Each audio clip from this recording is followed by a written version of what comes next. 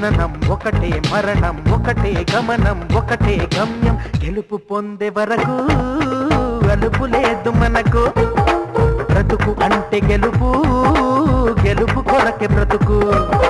కష్టాలు రాని కన్నీళ్లు రాని ఏమైనా కానీ ఎదురేది రాని. ఓడిపోవద్దు, రాజీ పడొద్దు, నిద్రే నీకొద్దు, నింగి నీ హద్దు. ఒకటే జననం ఒకటే మరణం